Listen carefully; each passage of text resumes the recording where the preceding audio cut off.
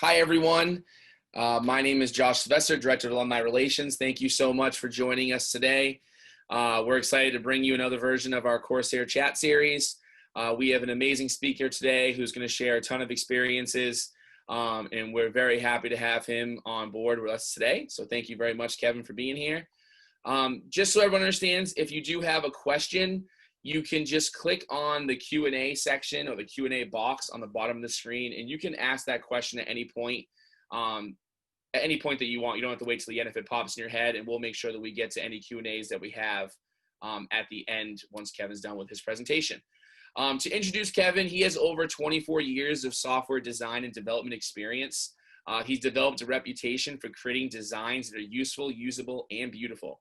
His work has improved the user experience for world-class companies, including MIT, Harvard, Cisco Systems, Keurig, and UpToDate, and other industry leaders in healthcare, insurance, automotive, mobile devices, luxury apparel, and consumer goods.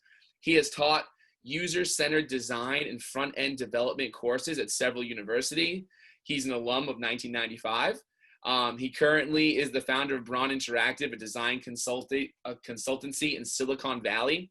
And he has a book, which you can all get on Amazon, which was like the Amazon #1 hottest seller, From Chaos to Concept, a team-oriented approach to designing world-class products and experiences. Thank you very much, Kevin. I will pass over to you, and thanks so much. Thanks so much for being here. Thanks very much for that nice intro. Appreciate it. All right, so we already went through the Who Am I slide, so I'm going to just kind of move on from there.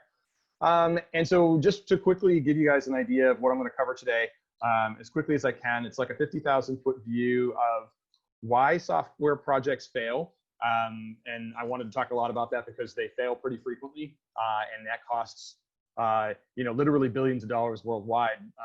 And there are definitely some things that we can do to prevent that or help to prevent that. And so I wanted to talk about why they fail, kind of give you some numbers around that information, and then move on to, one of the leading approaches to resolving a lot of the issues and reasons why they fail, and then talk a little bit about how people who are in the design field or in the development field can, especially as students kind of just starting to move up through this process, can actually try to position themselves so that they can be super valuable within the industry and help to prevent some of these issues. So anyway, long story short, the definition of a failed software project is a project that is totally abandoned before or shortly after it's delivered. And that's the IEEE's definition. So that's the one I'm going to go with. And here are some quick examples. You had the NASA Mars Climate Orbiter that crashed into Mars, and its title was an orbiter. So obviously it wasn't intended to crash into Mars. And the reason that it did that was because one part of the team was working in metric and the other part of the team was working in US Imperial. And that disconnect made it so that the device itself ended up going off target and crashing and basically being useless after spending $125 million to develop it. Another example is $440 million stock exchange trading error. This was caused by an algorithm that was faulty and flooded the market with trades that weren't what they were supposed to be, and so there was a huge loss there. And that loss didn't just negatively impact all the people who were involved in the trade; it also negatively affected the company itself. And then CGI was a company that was running the healthcare exchange for Obamacare when that was being developed. And originally that was supposed to be a $93 million project. Turned out to be a $1.7 billion project. And even with those gigantic cost overruns, upon release, millions of people were unable to log in and actually use the system. It was made both basically like, a blue screen or just a 404 error type deal where people would go there and nothing would happen for them.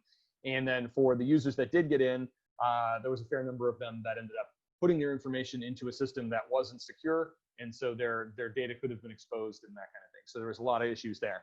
So these are just some, high profile examples, but software projects fail every day, all day. Like it's one of those things that happens all the time.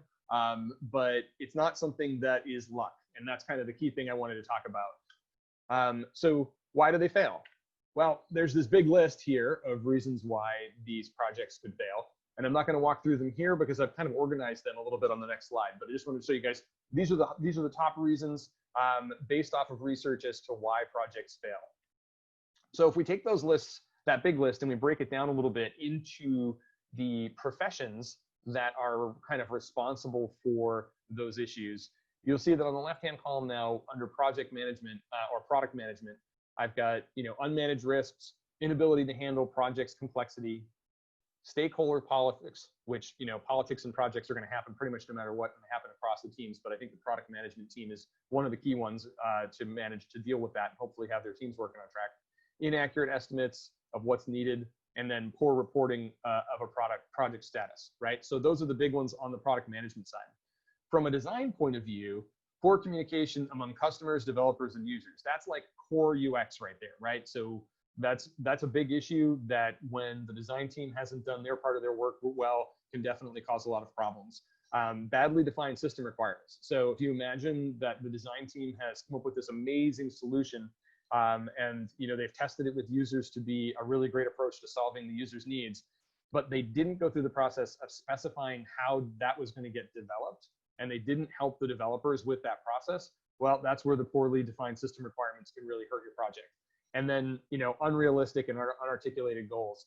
So this isn't the design team not, defining the goals. That's kind of like a higher level role for the product organization. But usually the UX team ends up doing a lot of the strategy work, and they're the ones who end up helping facilitate sessions where the leadership has an opportunity to communicate their goals and their strategies and their objectives. And that's the part that is the design teams, just kind of capture that, facilitate those sessions, capture that, and make sure that it's widely disseminated throughout the different teams.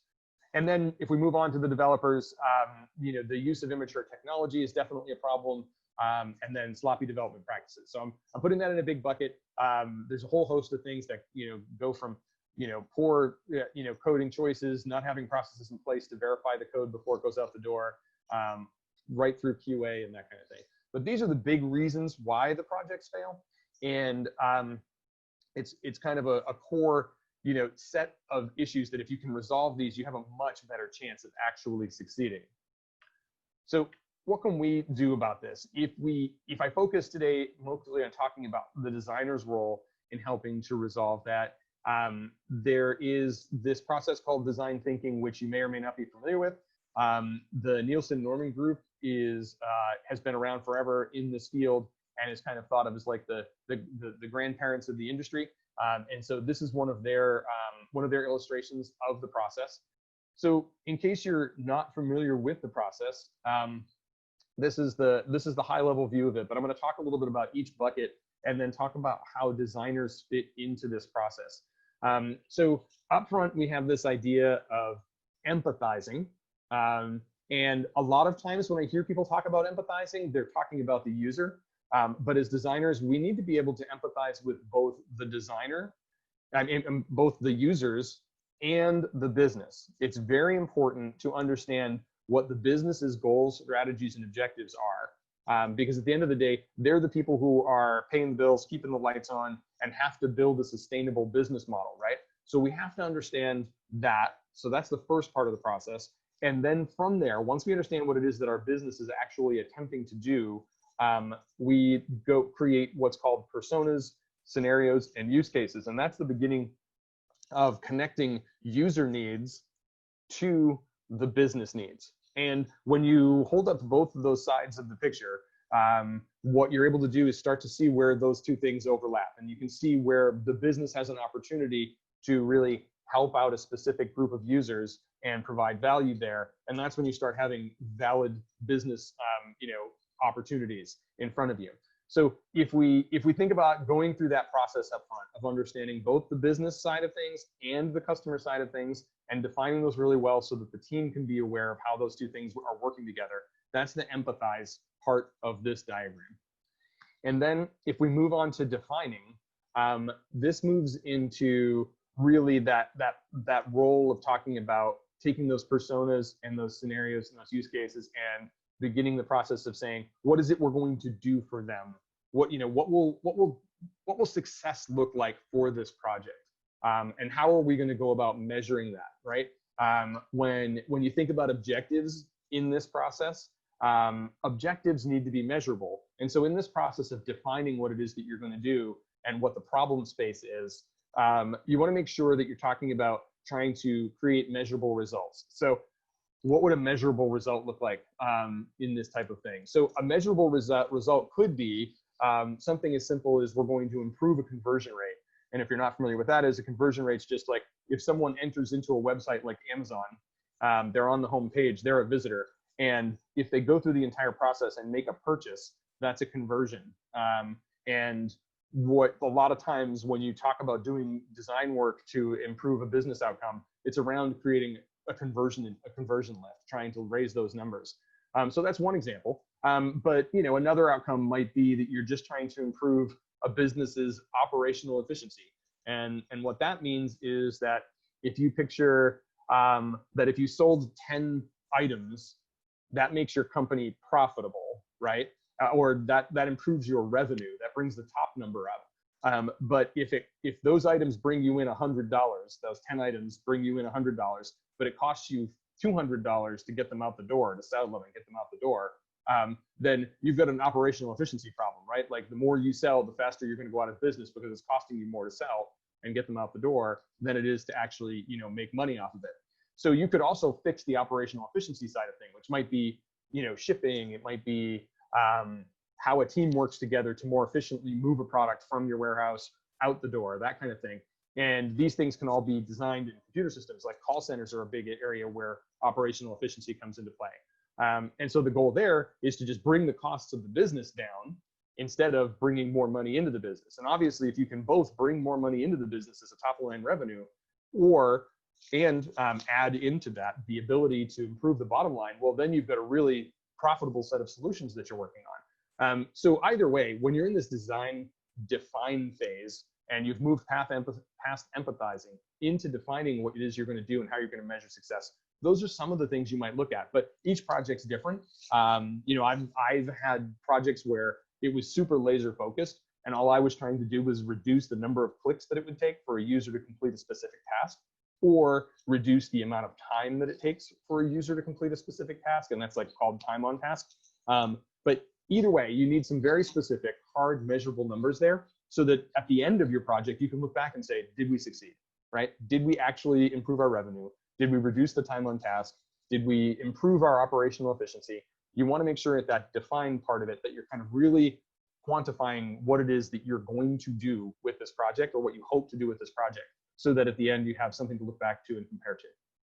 All right, so if we move on from there, and we have a well-defined problem now, and we have a well-defined business need and user need, then we can move on to the ideation phase, where as designers, this is like the bread and butter work we're going to be doing, right? So you're in this phase of ideation and prototyping, and that's the area of this that often overlaps with an awful lot of what graphic designers end up coming out of school and doing, and what front-end developers end up coming out of school and doing, this kind of work right here.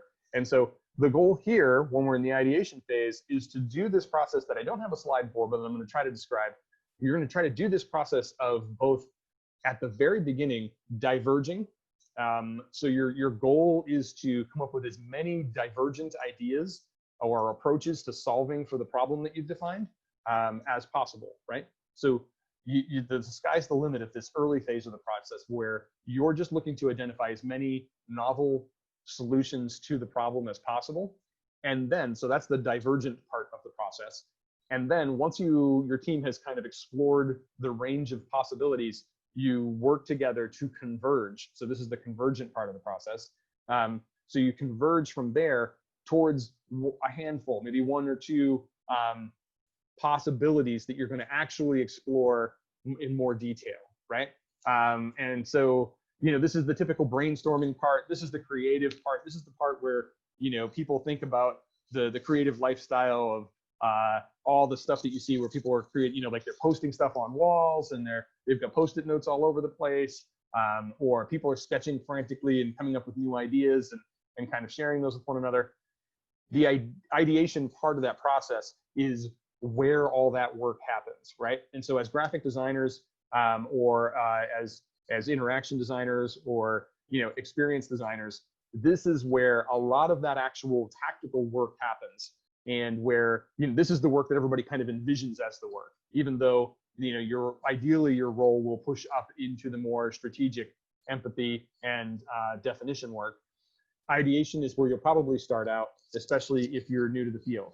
And so that's kind of the core element of the graphic design work. Once you start to explore those ideas, you move into the prototyping phase. So, if you think of a scenario as being like a dad wants to buy a gift for their child for their birthday, that's a scenario, okay? And then a use case would be a very specific instance of buying a gift for their child, right? So you could say that this dad might want to buy a gift while on the train, going to work in the morning, might want to try to use that time efficiently and try to do it from his phone. Or maybe during lunch break, that dad is going to try to buy the gift from his work computer. And then if he's unable to achieve it the first two times, he might later on want to buy that same gift, try to buy that gift, at home on his home computer, right? So we had a scenario, which is the user wanted to buy a gift, and then the use cases are those three individual. One's mobile, right, on the train on the way into work. One's at a work laptop that's logged into their work stuff, but definitely not logged into their Amazon account. And then their home computer, which is probably always logged into their Amazon account, right? So each of those is a different use case, right?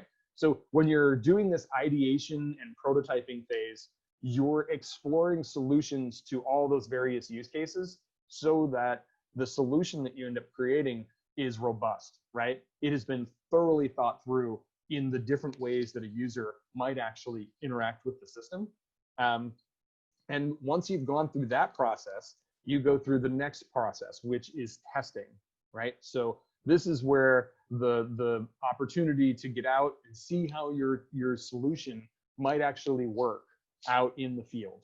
And so you go out and you recruit participants to test with that match the demographic of the people who are actually going to be the customers.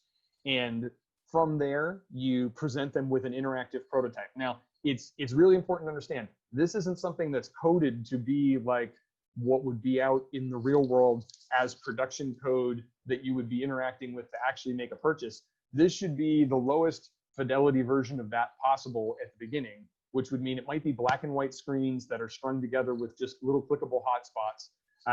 And then as you test and you learn more, you can make that prototype more and more sophisticated. But the goal is to spend the smallest amount of time testing the broadest amount of ideas so that you can validate the ones that are actually going to work, and then invest your money and time in fleshing them out and making them real.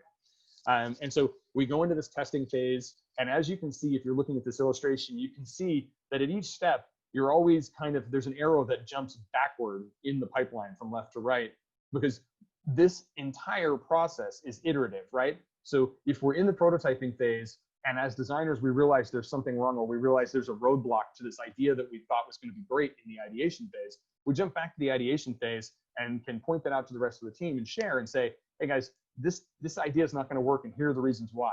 And then that idea can be pulled off the table, and then one of the other ideas that you decided not to explore may get pushed back into the process, and then you go into prototyping, and maybe you find out that that idea is fantastic and you love it and you think it's great, so you really flesh it out and create a great prototype. Then you move it into testing and you test it with users. And I have never once in my entire career tested with users and not learned something. There's always something to learn from the users. And so maybe you bring it out there and you test with the users and you find out that, oh man, we didn't even think about that. We didn't see this issue that now we see through testing. So we jump all the way back to prototyping and we adjust our prototype iteratively, and then we bring it back into testing and we test with the user, and then great, cool, we've got a good solution. At this point in the process, if we've tested and we have a really good solution, we can finalize all those design decisions. We can document it really well so that the developers have what they need, and then move on to implementation. And this is where the developers are like, this is where the ball is handed off to them. So if you look at this entire process, it might look like a bunch of silos where you have very specific people doing very specific roles and handing the baton through the process. And what I'd like to promote to you guys is that early in your career, it's perfectly fine to jump into any one of these individual, silos and do this work. But I'm going to recommend to you that you try to branch out and become involved in as much of the pieces of this process as possible, because you'll become more and more valuable. Your skill set will become more and more valuable. That's one piece of it. But the other piece of it is your work will have more influence over the outcomes of the projects, right? And if you become very good at this, you'll become an advocate for this iterative design process, and you'll be able to have really powerful impact on projects that both impact your businesses in positive ways, but also impact users in positive ways. And that's hugely important in both making sure that you have value for yourself in the work that you're doing. It feels good to do good work and to have it go out into the world and do good things. But it also is, financially rewarding. And so this process is kind of the foundation of what's going on in the world right now from a professional design process. And I wanted to share that with you guys today. So that covers the high level of design thinking. And there's a lot more detail here, and I love geeking out on it. So at any point in time, if you guys want to, have a conversation with me, feel free to reach out, and we can definitely talk more shop on this stuff.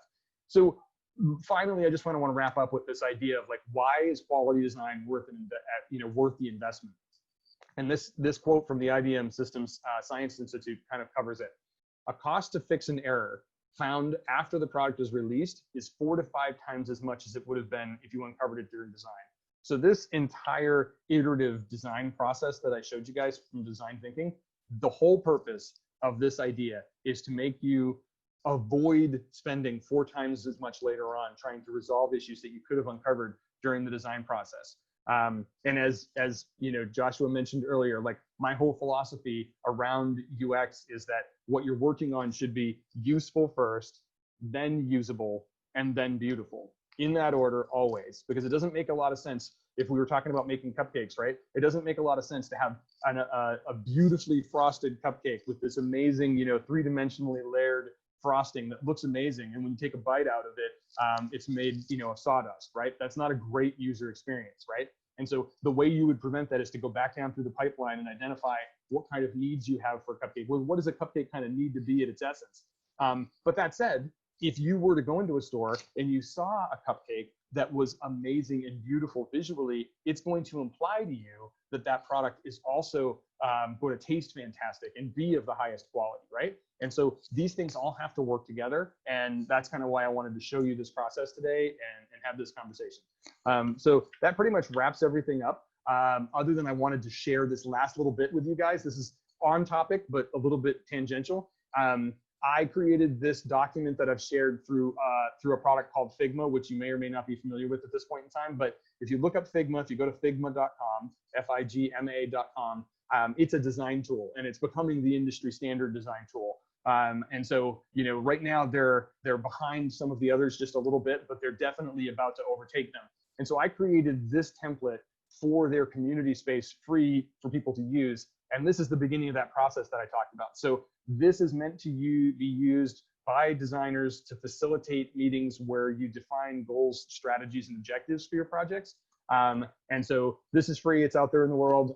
You can definitely have this and use it. And I would love it if people had any comments or wanted to share.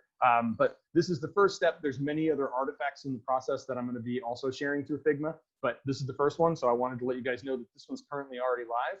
And, other than that, if you have any questions, I'd love to answer them for you. And if you want to reach out or stay connected, I'm on LinkedIn at Braun Interactive on LinkedIn. And it's kevin@brauninteractive.com. You can email me directly. Awesome. Thank you, Kevin. That was great. I took so many notes because although I'm not in design, all of the project management things that we're trying to do, this is all applicable, which is amazing. So this is great. Cool. This was great. We did have a question emailed. It was, can you speak to your UMass Dartmouth experience and how it prepared you for your career and everything that you've encountered? Oh, absolutely. And it's funny because I actually wrote about this in my book because I feel so passionately about it. I don't know how Harvey Goldman, who was the founder of the electronic imaging department, how he knew what was coming down the road, but he created that department. I was the first graduating class in photographic electronic imaging. And as I was mentioning to you earlier, Josh, I sat in colloquium in freshman year Harvey stood up, talked about what the program was, and I was super jazzed, but I had no idea what that was going to become. He just talked about three-dimensional modeling and animation and screen-based design. You know, at the time, I hate to age myself this, but at the time, there was an awful lot of graphic design work that was being done not on the computer, right? Like it was all being done by hand. And so it wasn't a guarantee that one would go into computer-based design at that point in time. But he had created a whole major around that. And so for me, getting to work with the world-class like design faculty that are at UMass really set me up, like teed me up for the career that I've had. And it wasn't just like one chance encounter, it was the whole program that I went through, right? So if I was in photography, graphic design, like all the foundation art classes, like make me today a better designer than a lot of the people that I encounter, because all of those, you know, things that have been kind of foundational to being an artist for, you know, centuries at this point in time, they're applicable today because those things were created around the psychology of how human brains work, right? And we haven't changed. The way that we consume media has changed. But whether it's on print, you know, printed piece of paper or whether it's on a screen, there are some technical differences for how we present them. But we're still playing on the same psychological things that are part of the foundation of just being a human being, right? And so, you know, the things I learned in sculpture class, the things I learned in, you know, in pottery class at UMass, like I took a broad range of classes along with those screen-based design classes that I took. And all of those things kind of, you know, moved me in the right direction.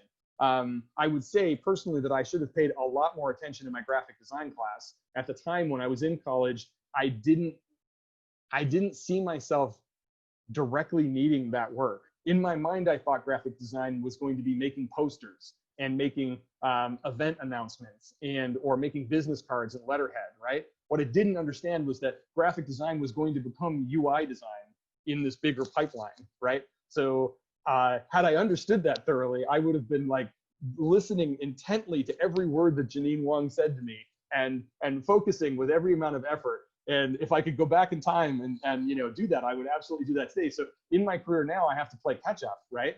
But that doesn't mean the opportunities weren't presented to me. And that's part of the college challenge, right? Is you're gonna have an awful lot of opportunities presented to you. My recommendation is actually impossible to live up to, which is take as much of it in as you possibly can, because you just don't know how you're gonna end up using that in the next 10 or 20 years or however long, you know, you're working on this stuff. And so for me, I'm basically 25 years out. I'm still learning every single day. And I'm still trying to fill that one gap that I know for sure I kind of left, which was that graphic design gap. And so that kind of covers the high level, you know, impact that UMass had on me. There's so many little individual relationships that I made there that kind of impacted me. Again, Janine Wong, boy, I got to tell you, she had a really big impact, even though, like I said, I didn't come out of it the best graphic designer. She said in one of our classes, and this is important that I wanted to share with especially the younger students, the idea that persistence is more important than talent.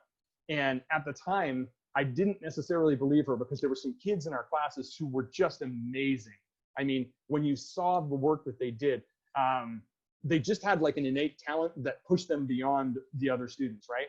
And so sometimes that can become a little demoralizing. But what she was saying to us was this, like, you know, in the long run of your career, it's more about being persistent than being super talented. The super talented will get out there and have a head start for sure, and hopefully they capitalize on it and they can do really well. But those that are persistent, stick to it, become lifelong learners, continue to take in new skills and continue to refine what they have.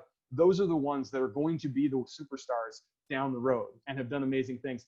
And the people that I graduated with in college, I can definitely look at a handful of those folks and say, wow, you know, like when we were in college, they struggled in this specific place, or they weren't necessarily the best in this. But now I know them 25 years later, and I've gotten to see their careers explode and watch all the amazing things they've done. And I can really kind of just attribute it to the fact that they never gave up and they just continued to persist. So, so that's one big lesson.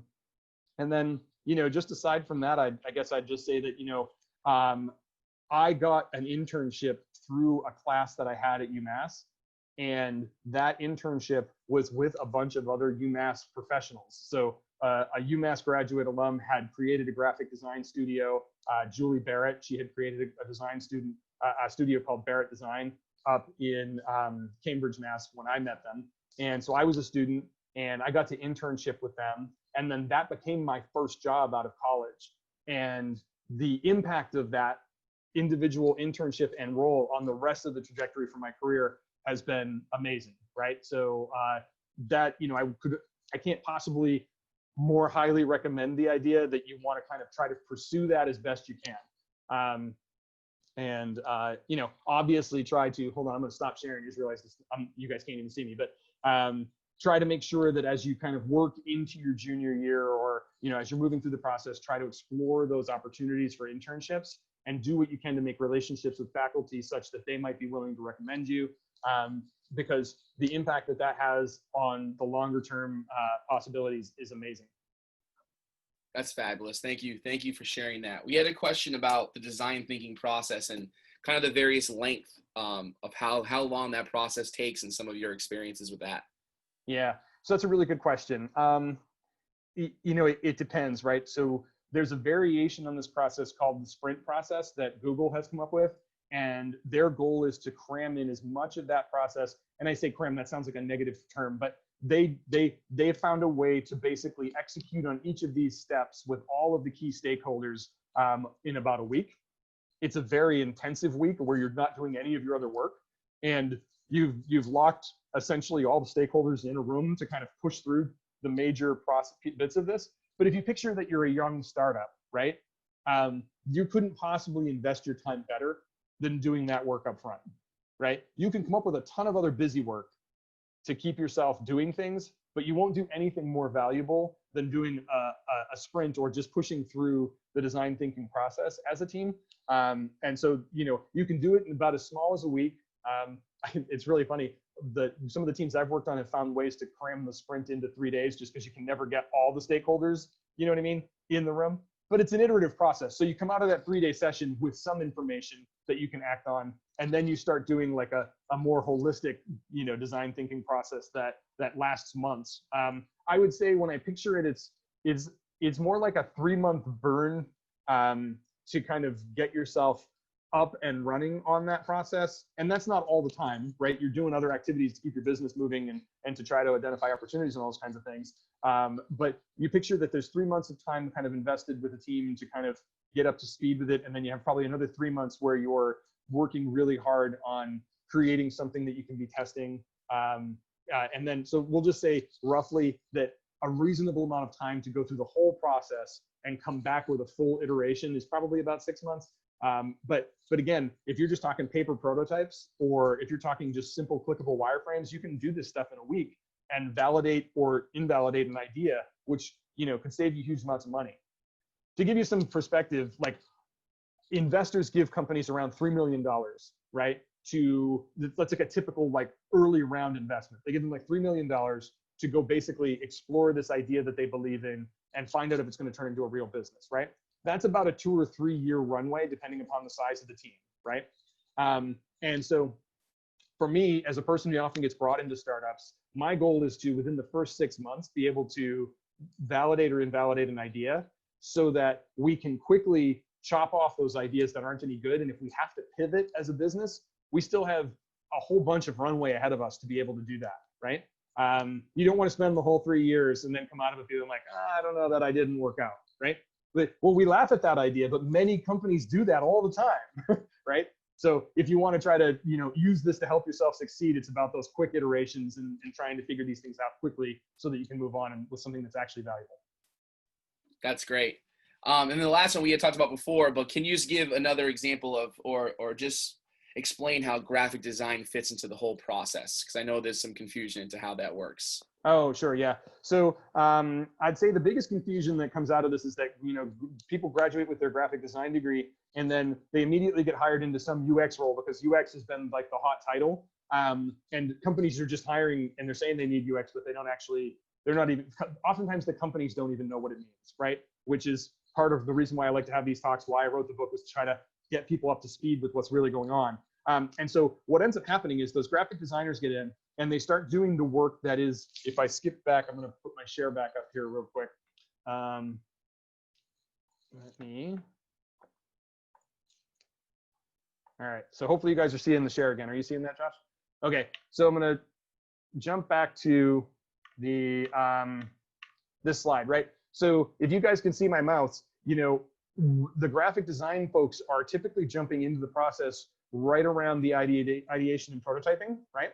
And they're creating UI, which is one piece of the UX, which is one piece of the CX. The CX is the customer experience, the UX is the user experience, and then the UI is the visual representation of the interaction design, like how people are going to experience how the system works, right?